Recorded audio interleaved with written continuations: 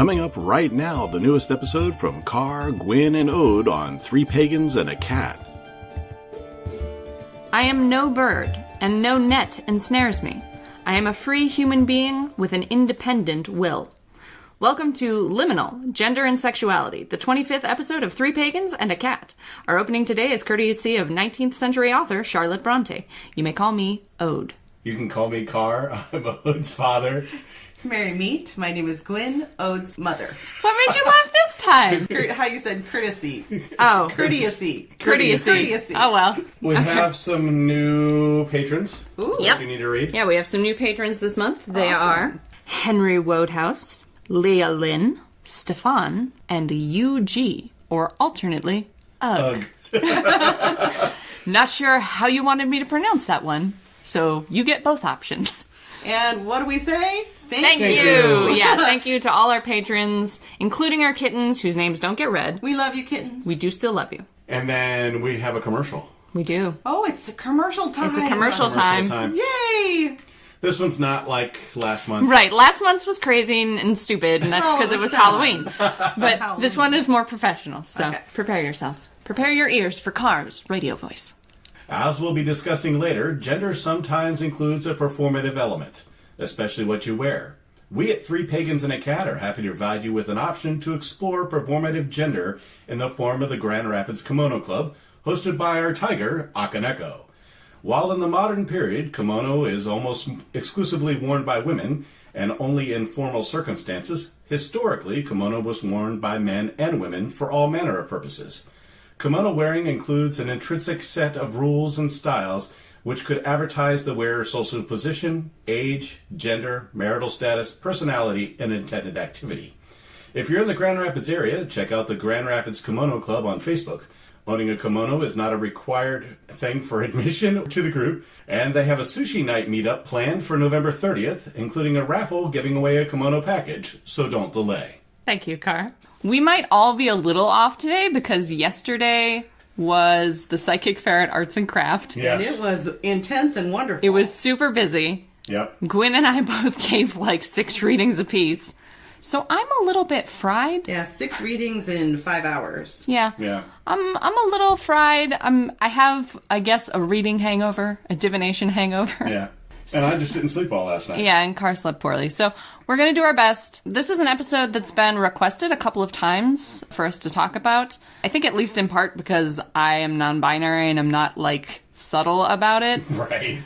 So we've been asked a couple of times to talk about, like, how to deal with sort of heteronormativity and trans exclusion and stuff like that in pagan circles, and how how gender and sexuality sort of intersect with spirituality. And I'm kind of the odd person out on this one. Yes, Car is a heterosexual cis man. Right. Yes, he is. And I'm the only one who doesn't fall into any other category. He's not even a little bit queer. So, yeah, it's a very interesting conversation for me. But I've done a ton of research. Yeah, Car's really dug into the research on this one. He's been super supportive of me as a non-binary person and as a pansexual person. When I was younger, I used to worry a lot about how my parents would react to my sexuality, my gender identity. And by the time I finally worked up the courage to come out, it wasn't an issue. That's true. Yeah, they were totally okay, we love you. I believe my statement was, cool, you won't come home pregnant? Yes, that was your statement, yes. That was your precise statement. That was when I was in high school and I was like, I'm probably a lesbian, right? Because my sexuality, and my gender identity for that matter, have been a long sequence of learning that things exist. So, I learned that you could be a lesbian. And since I had crushes on girls, I figured, probably that's me. And then later I learned that you could be bisexual and have an interest in both genders. And I was like, that seems more accurate. And then later I learned that you didn't have to be a boy or a girl at all. And I was like, perfect. And after that I learned that there was a word specific to not giving a fuck about the gender of your partner, which is pansexual. And I was like, that's even more accurate. Which is why a lot of people will tell you that, like, oh, you're going through a phase. Yeah, you probably are. It's probably because you haven't learned what the word is for the actual thing you are yet. And it's all good. It's all good. Yeah. That's how you discover who you are. Exactly. Yeah. This is a process, not like an end state. No, Right, exactly. And exactly. I think people who are pressured to say, I am this or I am that, that's ridiculous. You learn as you go through experiences. And so in one period of your life, you may say, okay, this is who I am. This is how I identify sexually. And then life happens. Yep. And all of a sudden you're like, oh.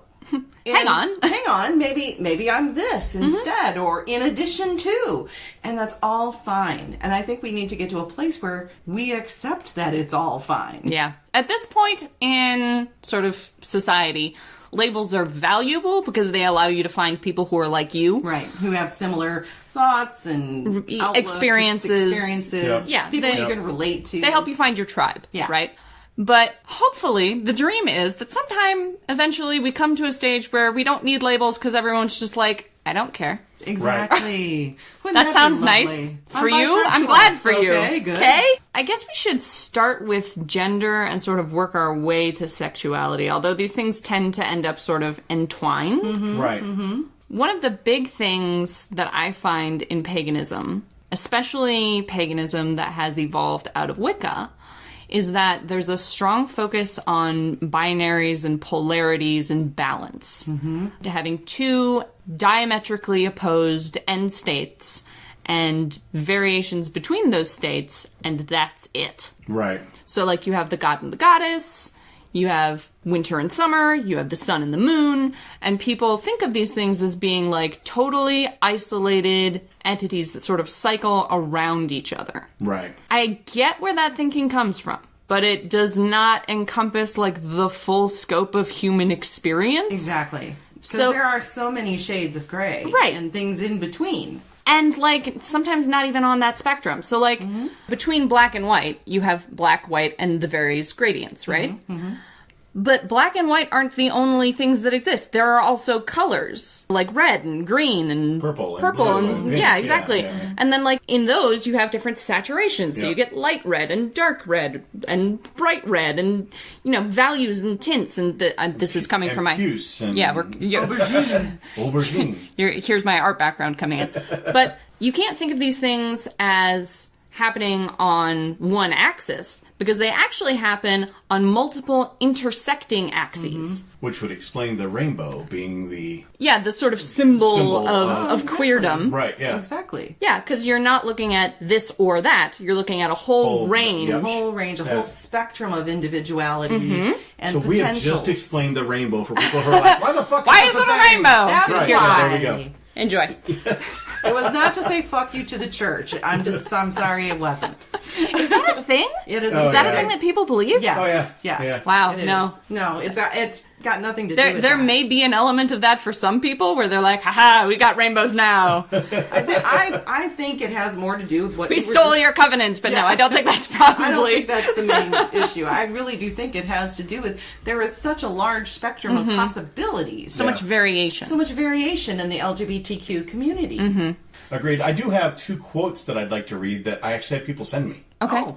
Read your So, quotes, and then we'll talk about them. Yeah, probably. because I did a ton of research for this episode, Yeah. and 3 people popped out as being written a lot about this. And so I actually reached out to them and said, hey, we're doing this podcast about this topic. Would you like to send me something that I can read about what you had to say? So here are the 2 that got back to me. The other one, who knows, may show up while we're recording. The first one is from Yvonne Arborough, who said, paganism in general is not homophobic, but it can be heterocentric, centered around exclusively a heterosexual symbolism. Many pagans, especially most Wiccans, focus their devotion on God and Goddess and often view them as a heterosexual couple and insist on heterocentric interpretations of magical concepts like polarity and fertility. This can be very excluding for LGBTQI people.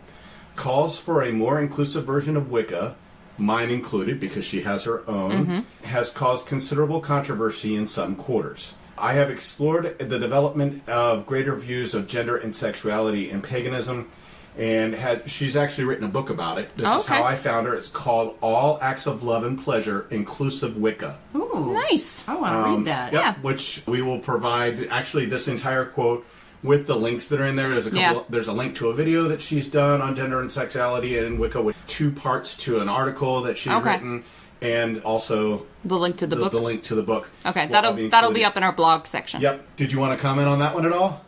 No, I mean that's very true. Yeah. And accurate, Yeah. and I hope that she succeeds. Yep. Yeah.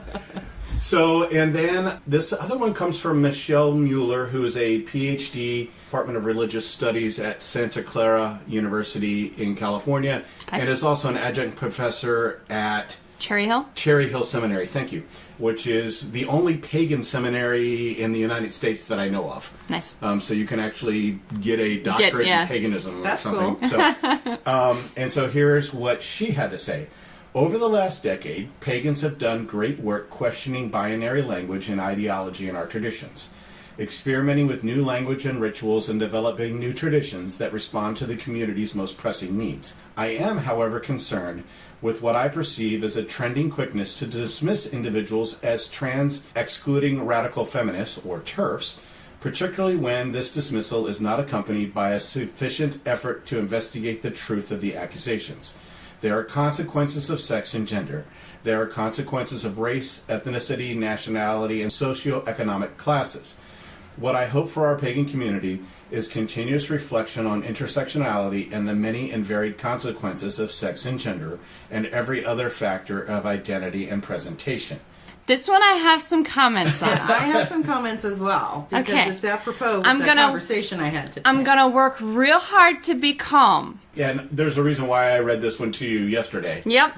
I've had some time to think about this one. Okay. First, we're going to talk about what trans-exclusionary radical feminism is. It's exactly what it says on the fucking tin. If your feminism excludes trans women, you are a trans-exclusionary radical feminist. Or a whether you identify yourself that way or not. Right. You don't have to identify yourself that way. If you exhibit those behaviors, you are one. And I think in the day and age which we live now, that the innocent until proven guilty works okay in our court system, but should not be for all of the Me Too stuff that goes on, and quite honestly, TERFs too. Like, in my opinion, this is my opinion, this is Carr's opinion only. Right. It's up to you to prove that you're not. Yeah. Not up to me to make that distinction. If somebody says you are, I'm automatically going to assume you are, and you're going to have to prove to me that you're not. Yeah. Okay. Now, siding with the victim is my default as well. Yes. Very much. As do I. I automatically side with the victim until, as you say, the person who's being accused The proof in of... the pudding. If there is compelling evidence that this was a false accusation, Right. fine. Exactly. That's unlikely to be the case. Right. Interestingly, today, because every Sunday I do readings at Arts and Crafts. Yep. And so I was there today, and it was very slow and quiet because we had the psychic fair yesterday. Yeah. So I had the opportunity to sit and chat with a lesbian couple that had come in to do some shopping. They live quite a distance away, so they hung around for like several hours. Right, because if you're going to drive If that you're far... going to drive that far, Right. you're going to look around, you're going to take your time, you're going to sit and chat with the people who are there. You just Right. are. Yeah. We got to talking about paganism and gender because I, said, hey, this is what we're doing on our podcast tonight. Y'all want to weigh in? Do you have an opinion? Right. And I found out that they had at one point in their lives been Dianic pagans, Wiccans. They had been in a coven or a circle that was Trans-exclusionary. Now, it was interesting because one of them was incredibly, I would say she was a little defensive because I think there was a part of her, she's been really wounded at some point in her life. And so she explained to me why that could happen, why they're, even potentially herself, why she would feel unsafe having someone who was born a man or a male in a what should be a women's exclusion only safe space. group, a safe space. So I understand, I heard that from her point of view. And then her partner was talking about the fact that she was expounding on that, is that because these feminists that started the Dianic tradition, it was in the 80s when it was begun, and it really was, at least according to what she was relating, it really was a reaction against really harsh patriarchal control. And so the idea behind this tradition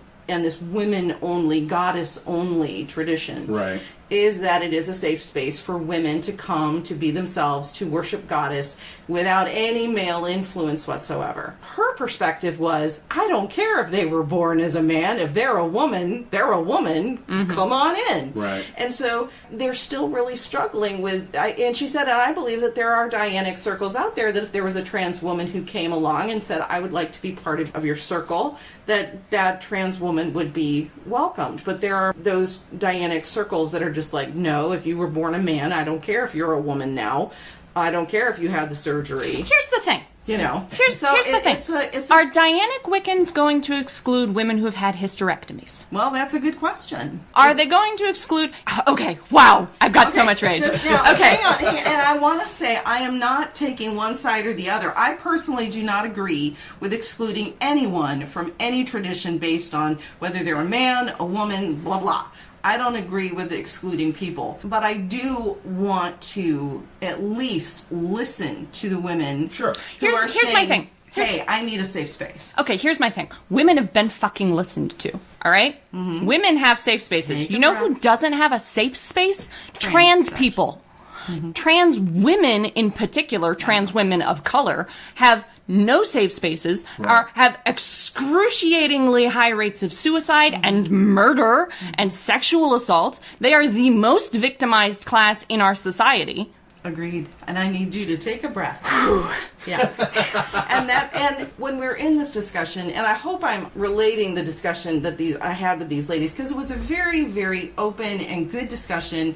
Some of it, some of what one of them had to say I agree with. The other, and the one who was talking about the fact that, she had been hurt and things like that. She has come such a long way, and she is very open now. She was talking about back in the 80s when she was a younger woman, she probably would have considered herself exclusionary as far as, but today she's not even a Dianic Wiccan anymore. Let's also discuss, there's another topic here, sort of buried in here, that we need to talk about. It's called gender essentialism. Gender essentialism is the belief that your gender is defined by your sexual characteristics and that there are two sexes you can be. Obviously, I disagree with gender essentialism because I'm a non-binary person and there is no non-binary sex characteristic. Right. But aside from that, the science under gender essentialism, which requires there to be a male sex and a female sex, is incorrect. Because there are...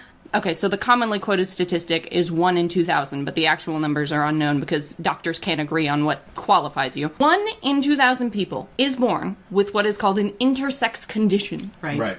Meaning that they have some of the sexual characteristics of a man and some of the sexual characteristics of a woman. And you could be intersex and never know that you're intersex because it has to do with the internal composition of your body, or has to do with your chromosomal composition, or it has to do with your hormonal composition. I watched a program about this actually, and quite often when you have an infant, and I don't know if it happens so much anymore, but like back 20, 30 years ago, the parents would assign, or the doctors would assign a gender, and quite often it seems like it was the wrong one, and these children, these people would grow up in turmoil because they were physically a man, or a woman, but I'm just thinking of one example. They were physically a man, but they felt like a woman, they identified as a woman, and they found out they actually had been born with female traits. They had an intersex condition.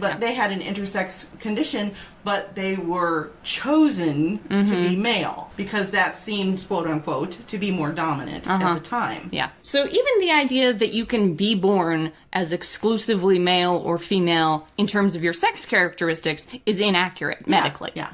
Exactly.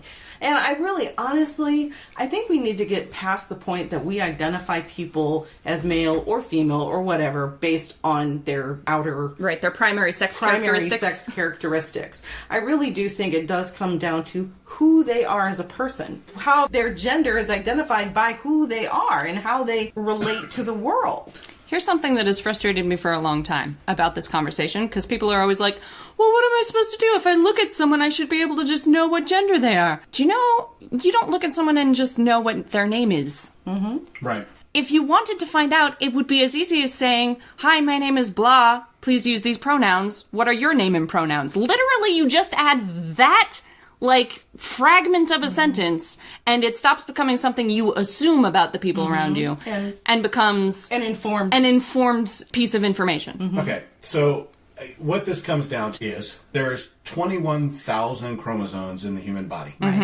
850 of them make up sex. Yeah. That's it, according to Current medical science. Yeah. There is no way that can be accurate.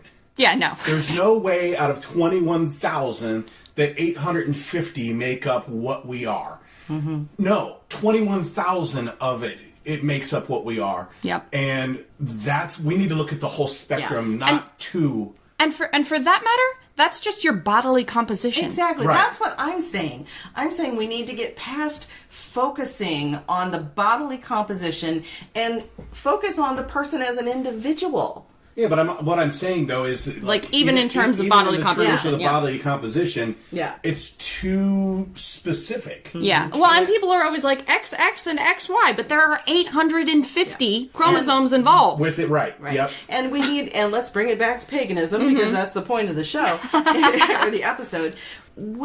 I believe, in the pagan community, should be the most open.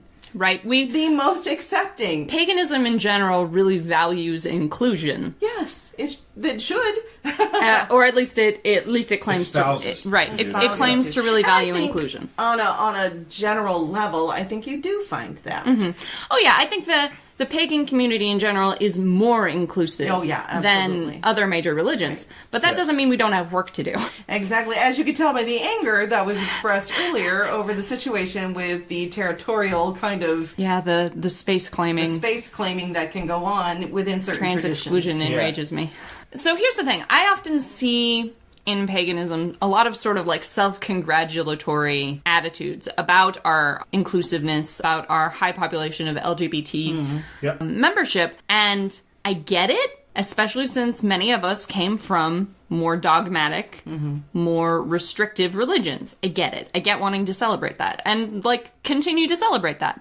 But don't let the successes that we have had overshadow the work we still need to do. Yeah, the very necessary work that still has to go on. We as a community, we grew up in a heteronormative, trans-exclusionary society. Mm-hmm. We will always have to do work on that. Yep. Exactly. I think it's important also to remember, at least as far as Wicca is concerned, that it comes from a history that includes Crowley and Gardner, written in a time when... Pre-suffrage. That was pre-suffragette for Crowley. He wrote these tenets that were then borrowed very heavily by Gardner when he created Wicca. Mm-hmm. Right. And it was very gendered. There was male, there was female. Gardner brought a lot of sexuality into it. We have to remember those roots and then go, okay, it doesn't Now what? Yeah. We know where it's coming from, but we are now in the 21st century, people. I get that it's tradition, but we can move and adjust and change as culture changes. Yeah, part of paganism, I think, is not being beholden to tradition and dogma. Right. Exactly. Yeah. Isn't that kind of the point? We don't have a book. Right. And then Sunari, who is one of our hunters who's listening online right now on the Discord server, which, by the way, all of you all can listen to our next podcast. Yeah, on our next podcast where December we'll be doing Yule. We're going to to open up the Discord so everyone can listen. It's our gift to you. Sunari said you can just play it safe and use gender-neutral pronouns for everyone, which they did while working in retail, so not to offend anyone. Oh, I like that. Yeah, that's also an option. That's a great option. I encounter a lot of people who are like, they isn't a singular person pronoun. It's a plural pronoun. But everyone on Earth uses singular they when they don't know for sure the gender of the person they're talking about. That's absolutely true. Usually when it's a person who's not in the room or who they've never met. Everyone, if they find a phone on the floor, picks it up and says, gosh, I hope they remember to come back for their phone. They're not saying, gosh, I hope a group comes back and remembers to look for this phone. They're saying, gosh, I hope the person of indeterminate gender who left this phone here comes back for it. That's right. And the reason it's they is because it could be either or. Or in my case, neither. Or in my case, neither. Yeah, exactly. You know what we need to do? What? It's time for review. Is it really? It is probably Oh my time for gosh, that, yeah.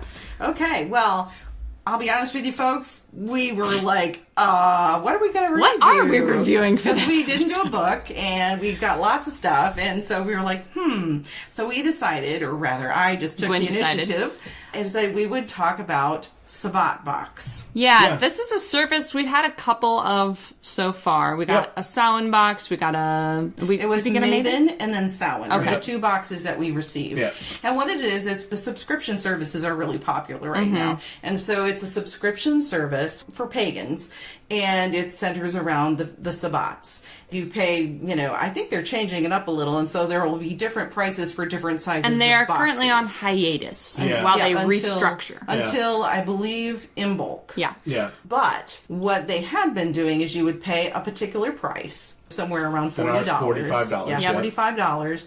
And then you would receive a box Full of stuff. for the Sabbat. So this year's Maven box was moon. Yeah, it was themed. moon-oriented. It was moon oriented. So in the box they had a book called Moon Spells. They had a bath salts, ritual salts type of thing that you could use. They had candles that they sent along with the candle holder for each of the phases. There was incense, and there was an oil blend. There and was, yeah. There was a card explaining the different things. I think there was a crystal. There was a crystal, Yeah. exactly. And then for Samhain, they sent a scrying box, Right. which included things like incense, Candle, a stone, candle holder. candles, black candles specifically, a scrying mirror, flying ointment, Yep. that kind of thing. I do remember that the Samhain box had a piece of black tourmaline, which Yes. I love very much. Absolutely. I think each box is very carefully crafted. And then it's from various vendors. And so you can... Yeah, and then it lists the vendors. It lists the vendors, and then you can go and check out those vendors, buy their other wares, and then Sabbat box, because it's really hard actually to get onto the on the subscription. list. Yeah. There's a huge list. I was actually, waiting list. I was on it for over a year, and Carr managed to get on it like within a month or two. I don't know how that happened. I got have mad skills. I guess you do. They're very thoughtfully put together. The price that you pay for what you get, the Way outrageous. value. Oh, yeah. The value of the box is just huge. The presentation is also really nice on these boxes. Yeah, Like they they do are a very good very job. satisfying to open and pleasing to look at. Right. And for those people who are in the closet, they do come in just a brown Yeah, and just a box. brown box. Brown box. Yeah, Exactly. Nothing to let people know what it is. It's just something you got from UPS. Yep. Exactly. So So- they're very discreet, and it's wonderful. And so you get something for each Sabbat. Yeah. And I think it's really, really cool. So Except for It's- Yule this year. Yeah, not Yule Except this for year because Yule they're going this on year. hiatus, Right. which is a That's disappointment true. to me. But we will get the in-bulk Yeah. box. Yeah. I did want to say, if you want to check out Sabbat box, go to sabbatbox.com. The Yuling that we're doing picked up steam. You basically have 4 more days from days, the time people. this episode releases. November 30th is the final day that Yep. you can submit your information to participate in the Yuling. And we're at about 40 people, so get in now and get locked in before this is over. If you want to be a part of it, you need to email me, Carr, C-A-R, at 3, the number 3, pagansandacat.com, and include your mundane name, your address, and the path that you're on, and we will send that to somebody else that's Yeah, on the we'll list. pair you up with And somebody. please keep And- it to $10. Yeah, yeah, keep the $10. gift to $10 or less. And the Homemade is better. the names for those pairs will go out on December 1st. Yep. To give everybody ample time to prepare. That's it for reviews. That was a good one. Thanks. Very nice. Something I thought we could talk about during this as well is gendered ritual components. Okay. Because not only are there like gender specific circles and covens and things, which, okay, backing up a little, I can understand having a gender specific coven. I can understand wanting your coven to be only women or only men. But if you're going to do that, you cannot, in my view, exclude trans women and trans men. Agreed. Correct. Yep. Because they're women and men. Right. That's right. Yep. Let them in. I don't think that there are enough non-binary people for there to be a non-binary exclusive circle, but that's fine. There are mixed circles for us. Right. But so I wanted to also talk about gendered components in ritual because it's a thing that I run up on all the damn time. I was going to bring that up because Ode and I went to a couple of rituals. Yeah, this has happened a few times. This has happened a few times. And the first time I think that you went to a ritual with me, it turned out to be, and we were not aware of this, Yeah. it turned out to be a gendered ritual in that a man was representing the god, a woman was representing the goddess, and at one point in the ritual, and I think we may have even talked about this in another episode. We did. We mentioned At it. one point in the ritual, the man went to all the women And anointed them. And the woman went to all the men And anointed them. and anointed them.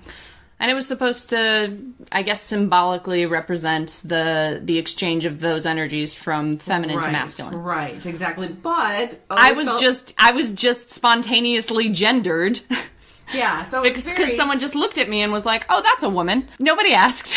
Yeah, Right. exactly. So we did, and Ode said to me later, and in fact, during the ritual, Ode was like, I was like, what's going on? Why are they only picking specific people? It did not occur to me that this was, like, I didn't pick up the pattern. I'll be honest with you, it took me a moment to parse what was going on. It wasn't until after the ritual when I was asking Gwyn that I realized what happened. Yes, exactly. And so we realized Ode had not asked before the ritual began, is this a gendered or is it non-gendered for a ritual? And honestly, as a woman, I would have liked it if both the representatives of the god and the goddess had anointed everybody. Right. Instead of one or the other. That's me. And then we went to a ritual that was completely gender neutral. Yeah, there was just no gendered component. And it seemed to me like you really enjoyed that I enjoyed that a lot. I was more comfortable with it because I didn't have to have like I've gotten into the habit now of before I attend a public ritual. And you did for this one. Yeah, of going to the ritual leader and asking like, is there a gendered component to this ritual? And if so, I need you to break the secrets and tell me what it is so that I can figure out if and how I can participate. Right, exactly. Because there are, like, several layers here. Like, on the one hand, I would like not to be just gendered by someone in the middle of doing magic. Right. Like, that's uncomfortable for me. The other part is that if your magic actually needs this gender element to work, I should not be in it. Right. Because I don't want to break it for you. Right. So it really does come down to, I guess, individual responsibility, either of the participant going up to the person and saying, hey, or the leaders going, hey, this is Here's what's gendered happening. or this is not a gendered. And it would be much easier if ritual leaders would take on that responsibility. And I agree. I think that's something that we need to work up to. I think, and now I'm not in a coven, so you know, we're all solitary. We're all here. solitary. We only ever participate in public rituals. Exactly. But it would really be great if people who are leading public rituals would be willing to think about this a little bit more and make a general announcement so people know what they're walking into. Just at the beginning, like, just let people know, hey, there's going to be a gendered component, it's going to look like this, and then let me know, like, if it's going to matter to you or to me, or, like, do I need to pick a gender? Can I just opt out of this section? I think as pagans, should I participate in both?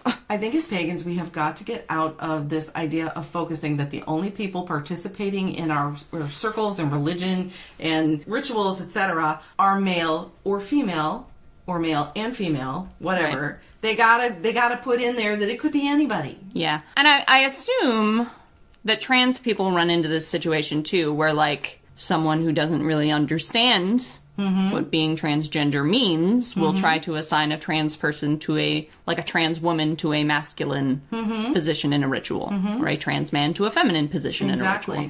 I have to assume that happens. I don't have that experience because I am non-binary, not trans. Because transgendered people can be in various stages of their transition. Yep. So you may not be able to tell automatically, just at a glance.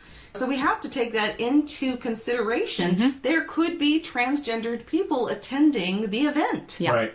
I think that the only way really for us to fix this are name tags. With pronouns on them. Pronouns. Yep. Yeah, So, absolutely. Not hello, When my we name went to is, convocation, but hello, yeah. address me as. Yeah, Yep. convocation did Right? that. And then please use Pronoun. Yep. And you can write it in. I think that's the way that we can fix this fairly easily without it being awkward for either. Right, for everyone involved. Right. So, leaders, if you're listening, Yeah. get a copy of these. Start making these name tags. It's, it's worth it to make people comfortable and to be inclusive. Yeah. Which is what we want to be anyway. And here's another element. Even in these gendered rituals, even if you do know the pronoun and gender of the person in question, you don't necessarily know their sexuality. So, like, sometimes these gendered rituals are gendered because they have a heteronormative A lot element. of them have a heteronormative. Where, like, a man and a woman, so assigned, need to interact in a specific way to represent a heterocentric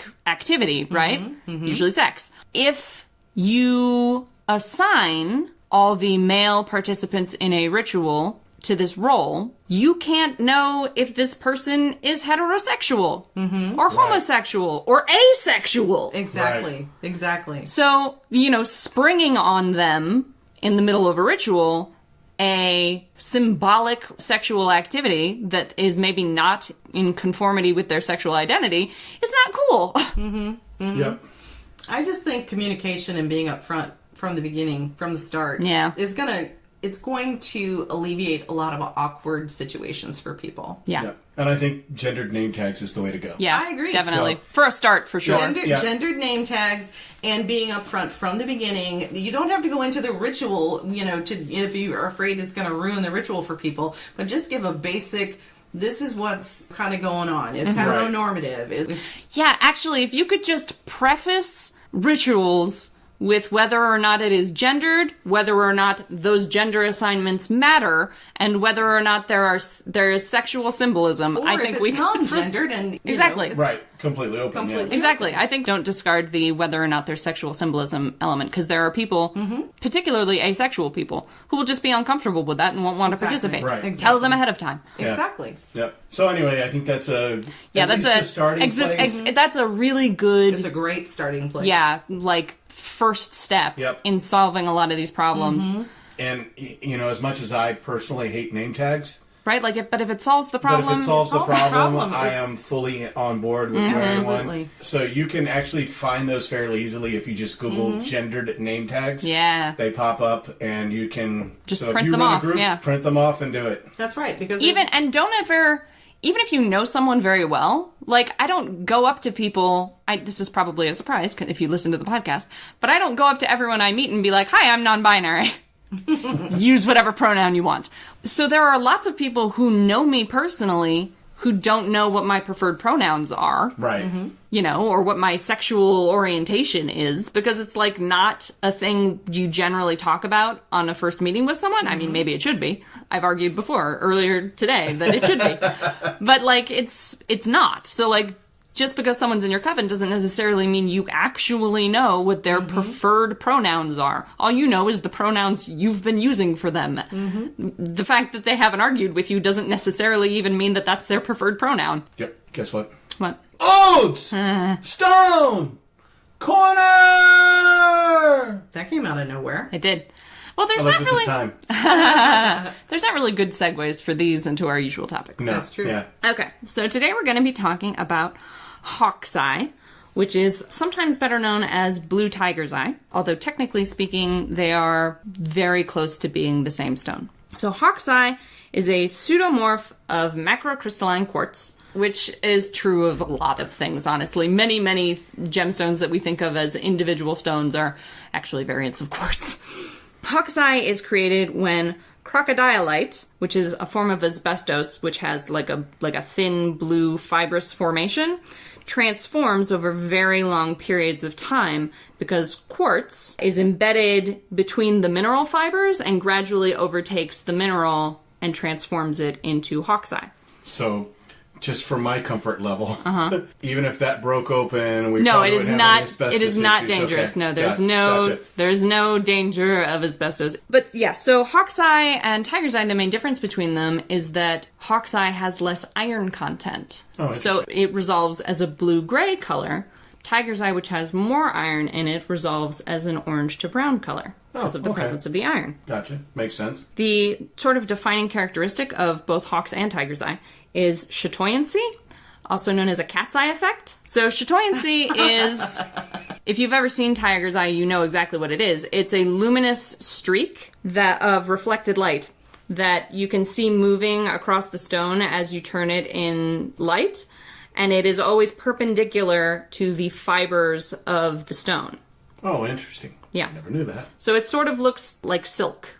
Like if you have very fine silk and you turn it in the light, you can see the light moving over across it, over the silk. It looks like that. Hawk's eye is less protective or defensive than tiger's eye. Tiger's eye is typically used for like protective purposes, to protect from the evil eye, quote unquote.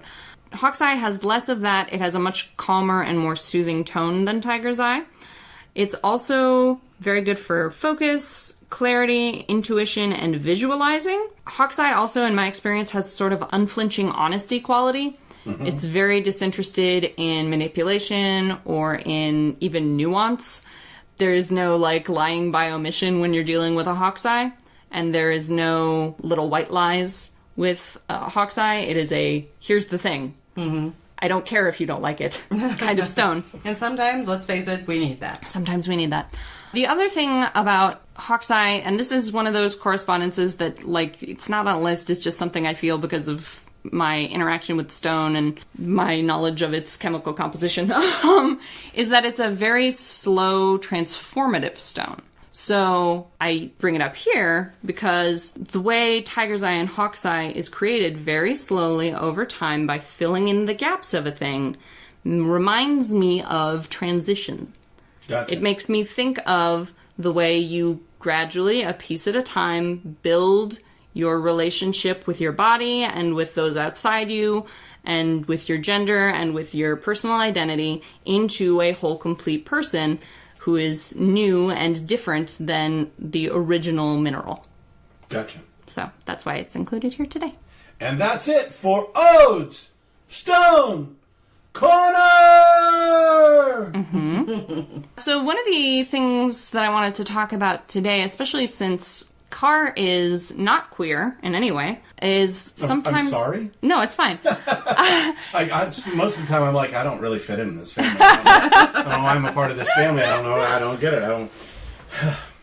I mean, you're pagan. Well, that's true. There is that. We've all got that in common. Yeah. And we have a lot of the same political beliefs. That's true. Yes. And inclusiveness includes, here's why I want to talk about this. Being inclusive requires also including the majority. Mm-hmm. Right. So, like, straight cis men are still white even. Yeah, Carr has the privileged trifecta. Yes. Are still included in the community, and should still be valued. But I've noticed this in some pagan groups, there is sort of a devaluation of masculinity, especially of straight masculinity. Mm-hmm, mm-hmm. And I thought maybe we could talk about that some. You see it less in communities like Druidry and Heathenry, which tend to have slightly more normative gender and sexuality roles and values. But especially in Wicca and in some of the more, I guess, just the more queer pagan communities, there's definitely a devaluation, almost a hostility towards straight masculinity. And again, I think it comes down to that, just kind of that struggle against patriarchal control. Right. That many women and people who identify as LGBTQ and things like that, I think that's where it comes from. I know that for myself, having come from a patriarchal religion, I do tend to be matriarchal. I tend to be goddess focused only. Right. I don't worship gods. I don't even really worship goddess all that much, but I work with goddesses. But when you do, it's with goddesses. When I do, it's with goddess. And I know some people would say, well, there's no balance there. Mm-hmm. And perhaps that's true. And I do know that when I began my journey in paganism 20 years ago, it was, in many ways, a reactionary response to patriarchy. I was like, I don't want any of that. I don't want any of that shit, you Right. know? So I think that's a lot of where this is coming from. Now, is that fair to men? No. And it has taken me a long time to overcome some prejudices, some biases against men. And here I am. I'm married to one, you know? I've been the whole time. The whole time. But I've recognized in myself that, yes, there is, in some ways, over time, I've had to deal with and let go of some biases or some anger Right. toward men based on how I was treated as a child, as a younger woman. In the church. In the church, Yeah. Even in marriage, there were times I used my masculinity, Yeah, your my height, your my physical my presence. physical presence to intimidate Yeah. Gwyn, and that was stupid, but Uncool.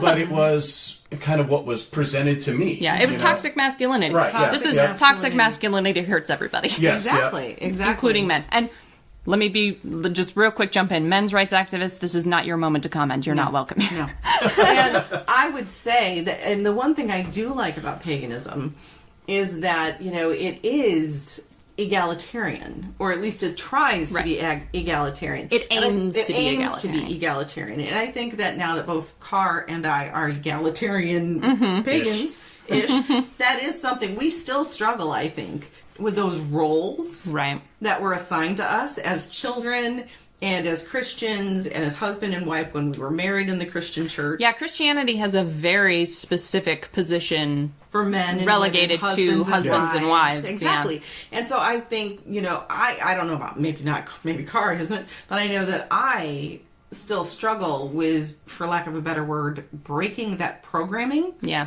and recognizing we are equal partners in this relationship. One is not greater than the other. We are partners. Right. And I think that comes, and so people who say, well, why don't you have a goddess and a god in your, in your practice? And it's like, Because you still got baggage. I still got baggage. Well, I think some of it's that, and I don't think at this point a god really hasn't presented Not really. themselves to you, but you've had a couple of goddesses present themselves. So, Yeah, there's a degree of like, the gods do what the fuck they want. right, yeah, exactly. And so I think part of it's that too. Like, maybe if there was a god who was like, Hey, you're mine now. There might be some difference. Honestly, the only God that's ever done that is Jesus, and he and I are not on speaking terms right now. You have set his number to block. Good thing phones allow that now. You have to get an app a lot of the times, but yeah.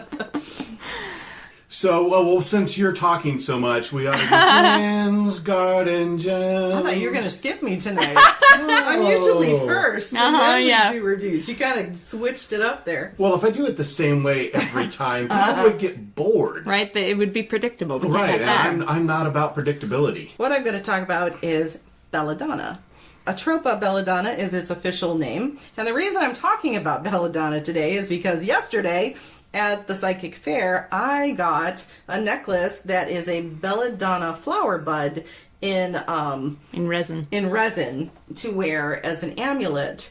It represents working with what we term as dark goddesses, but Lilith, Hecate. We got an episode coming up on that sometime. Yeah, Here. the Morrigan, Kali, Right. that kind of Yeah. thing. And it's good for shadow work and things like that.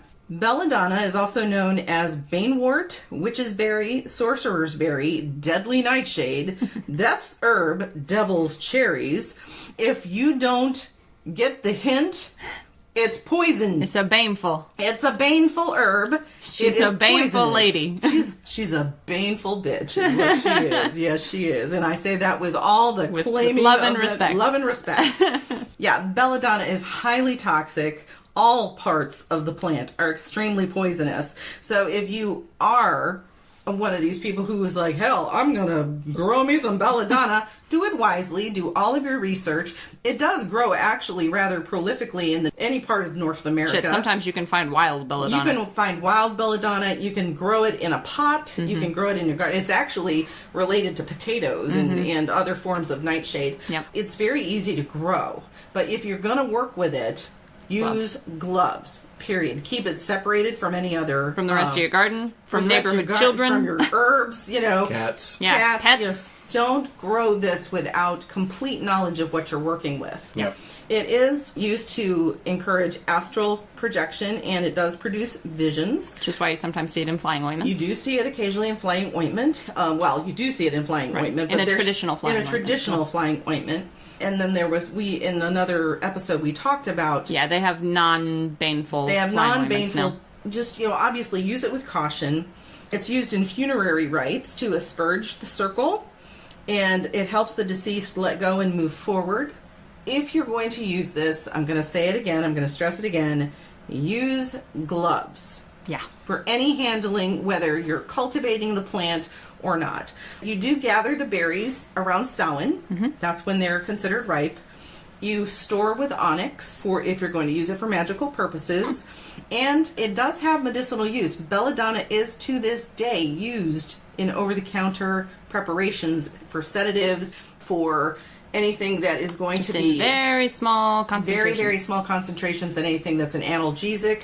I actually have neuropathy in my feet, and I use a preparation that includes frankincense, myrrh, and it has belladonna in it. Mm-hmm. So it is used medicinally.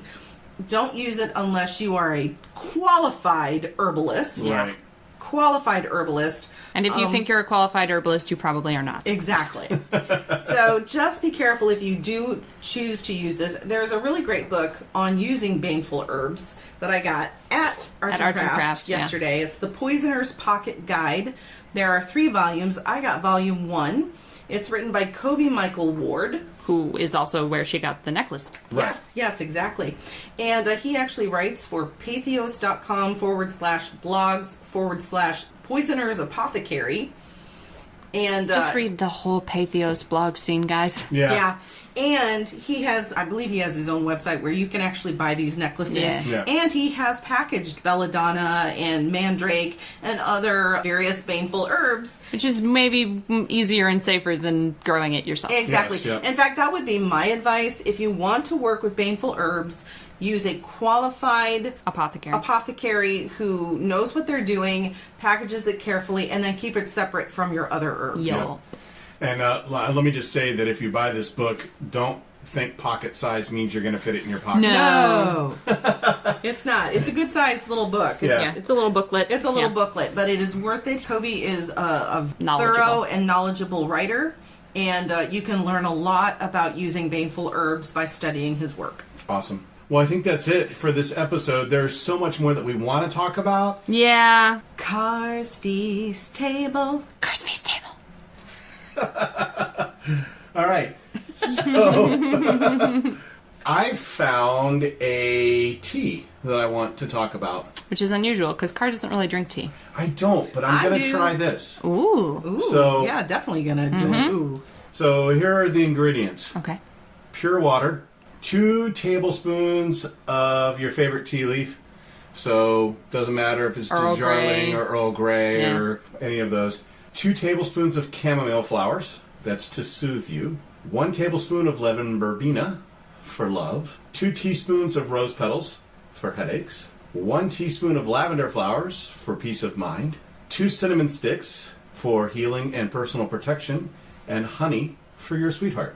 Aww. And also just for taste. Yes, also taste. I like that. Yeah, it does sound very... So you add all the ingredients together, you stir lightly, you allow the tea to steep covered, and off the heat until it reaches the desired strength, probably about 3 minutes. Strain it into a teapot or strain it through a thing and serve it over chilled ice if you want. Stir in the honey, and boom, there you go. And that came from Genius Kitchen. This would sounds like it would actually be really nice as an iced tea. Yeah, And I want to just remind people out there to use culinary grade. Yes. Culinary Don't grade. get rose petals off like a florist bouquet. That's got all kinds of no. pesticides and shit on it. Yeah, make sure you're getting all of anything you're going to use for teas. If you're not growing it yourself organically, get it from a qualified organic grower that does. Make sure it's culinary grade. Culinary grade. Those are different types of flowers. Yeah. And I will post that on the blogs. The blogs today. It's actually called Pagan Tea Goddess. But since we're on this episode, it's Pagan Tea God, goddess, other. And I'm going to term it that when I put it up on the blog. Excellent. All right. Very good. Very good. I like that. Pagan deity tea. Pagan deity. Yeah, that's a good There we call. go. Yeah. I like that. Pagan I like deity. deity because it's a It's non-gendered gender-neutral. term. Yeah. All right. Oh, while we're here, Lorelei asked a question. Okay. This is a Gwyn question, although Ode, you might be able to chime in. Do you know of a plant that is less dangerous that has similar associations of belladonna? Most Mugwort. people, yeah, they do mugwort. Yeah. There you That's your general go-to. Anytime you want to substitute belladonna, you go to mugwort because Yeah. it has similar properties. It's not a dangerous plant. Yeah. You can grow it in in a pot, but you can mostly grow it as a shrub in your Yes, yard. although we talked about this before, I think, 'cause you've done mugwort before. I did do mugwort on a previous episode. It doesn't. Its roots release a toxin essentially that discourages the growth of so other You have plants. to plant it by itself. Yeah. Right. But you can grow mugwort pretty easily. Sometimes you'll find again wild mugwort just growing because it's a weedy, resilient plant. Right. And the great thing about mugwort is you can use it as a tea. You can use it Yeah. as a smudge. You can, put it in an incense I blend. burn mugwort all the time. Yeah, Yep. so it's and you can use it. In fact, the flying ointment that I received from Sabat Box has mugwort in it to replace belladonna. Yeah. Gotcha. So there you go. Your question has been answered. Yeah, So that's it. Yeah, there are a lot of things we could talk about There's here. so- We it's could such talk a- about queer deities. We could talk about the Great Rite in detail. We could talk about fertility as more than just sex. Like Right. there are a lot of topics we could cover here. And maybe we can in other And, in yeah, and another maybe episode. later we'll cover these things in more detail. But we've gotten this question so many times it was important to just like do the damn Yep, thing. yep. Yeah, and as it's an emotional topic as was evidenced in just our discussion. And it's, I am a creature of many teeth. Yes. But the most important thing I want to stress to people is that as far as Three Pagans and a Cat is concerned, we want you to... Yeah, come on in. Come on in. Yeah, become a part of the pride. We want to be a safe space for you to identify whoever you identify as, who you are. Mm-hmm. We just want to love you and accept you as you are. Yeah. And when Card says be part of the Pride, you don't have to be part of the Patreon to be part of the Pride. No. Join us on the Facebook, in the Discord. On Twitter.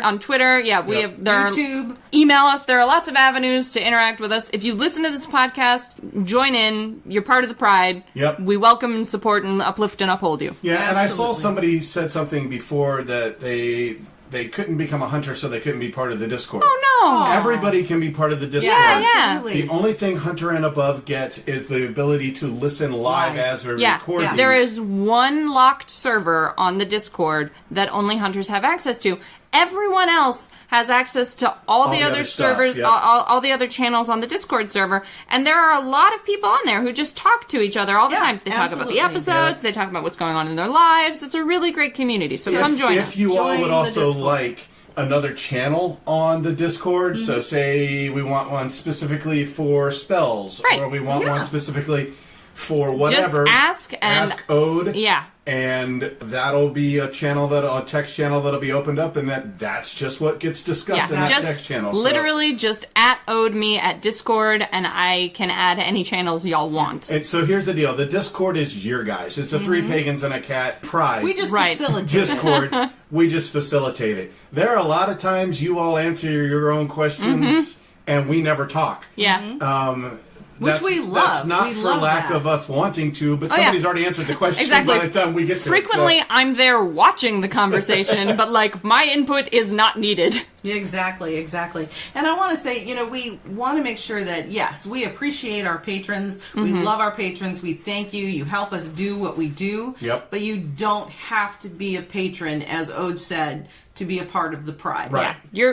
You're automatic. You're listening. You're Yeah. automatically a part of the Three Pagans and a Cat your Pride. participation is not predicated on your bank account. Yes. Right. So Just come. hang with us, So guys. come. We want to be, we want to be a place where people can feel safe to talk about their path, about their lives, and to interact with each other. Yep. So wrapping up, you've been listening to Three Pagans and a Cat, and you can find us for the most part on Facebook. So if you go to facebook.com/3 PAAC, that's 3-pack, you can find us there. You can also find us on Twitter at 3_pagans. We're less active there. We're way more active on Facebook. There's a page and a group on Facebook, so you can find both of them. Most people spend most of their time in the group, is my experience. Yeah. The page kind of advertises what we do, and then everybody talks on the group. But you have to be part of the page to get to the group. Yeah, that's right. That's there's a slight vetting process. Right, yep. Where else can they find us? Oh, just go to our website. Yeah. So 3pagansandacat.com. That's the number 3, pagansandacat.com spelled out. If you all could do some magic for us, we are actually looking to include a cat as part of our family. Yeah. Right. We have plots and plans. An actual cat. So hopefully by Christmas, which means the tagline will have to change Yeah. for the... Because it's hitherto our tagline has been 3 paths, 1 journey, no cat. If we actually get a damn cat, we're going to have to come up with something else. Right. I think what we've been shopping is 3 paths, 1 journey, 1 very exasperated cat. I think I like that one. But you can also get, besides the Patreon, which you can do to support us if you want to, you can also buy 3 Pagans and a Cat and some other generic artwork created by Ode At Redbubble. on our Redbubble. I think that's it, right? Yeah, that's the big Oh, stuff. YouTube. Oh yeah, we have YouTube. So we're experimenting with YouTube. I was going to broadcast live on YouTube from Arts and Craft. It didn't work. And it didn't work because it wouldn't recognize my camera on my laptop. We don't understand what happened there. But it worked here at the house, so I did a couple of short things on Facebook. By the way, I did a walk around of Arts and Craft on Facebook. Yeah, so if you've never been there, Yeah, go look at that because you get to Pagan see Superstore of Michigan. you get to see the place we're always talking about. That's right. We're owned by our friends Pat and Paul. Yeah, I think that's it. I think so. Yeah. I think that's Everything we do, you can get access to on the Communitas Paganism magazine that we're working on. Oh, yeah. We're also going to be at the Witches. Witches Tea Yule. Spirits of Yule. Yeah, December 15th? Yes. Yeah. In December Flint. 15th In Flint. Yep. Yeah. Flint Witches Tea Spirits of Yule event. Sure. Gwyn and I are going to be reading there, and Cara is right. going to be podcasting. Hopefully more on Hopefully, YouTube. hopefully, yeah. Hopefully on YouTube, yeah. So we'll see how that works. But yeah, all the stuff we do, you can get access to through 3pagansandacat.com. Yep. And then if you have any questions, email us. Yeah, Yeah. absolutely. We Love try the to be emails. accessible. Yeah, all 3 of us have individual email addresses. Yeah. So I don't check Facebook very reliably, so if you really do want to contact me, do send me an email. And I just want to say, I realize we are shit about getting things put on the blog. We are trying to get better. Yeah. yeah. I used to be really good about it, and then I lost my We rhythm. moved. I lost my rhythm, You and lost the rhythm. So we're going to try to get the momentum back. and Yeah. get things- just be patient with us. So are you saying we need a rhythm of the night? no, oh my God, here it goes. Now I'm going to have that song stuck in my head. Thank you very much. Lionel Richie, right? Yes. Yeah. You're welcome. All right. At least I didn't sing it. That's true. Yeah. That's true. So, all right, ladies and gentlemen, and others. And others. Others. That is it for us for today. Yeah. We love you. Yep, we Yeah, do. we do. We And, really do. And do. I know that sounds stupid and trite and shallow, but I thought we would do this podcast for 6 months and then get bored. Yep. But you guys have been so engaged. And so encouraging. Yeah, and the conversations we're having with each other and having with you are so interesting and important, and I can't imagine not doing this anymore. Yeah. Yeah. So, genuinely, we love you guys. Thank you for coming on this journey with us. And for downloading in Mississippi. Downloading Mississippi, yeah. We really appreciate the downloading Always from Mississippi. Mississippi, you have no goddamn If they idea. never We love download you, from Mississippi ever again, we will still always speak of the vaunted We will Mississippi always downloads. speak of Mississippi with love. Always. You've been listening to 3 Pagans and a Cat. Find out more information at www.3pagansandacat.com.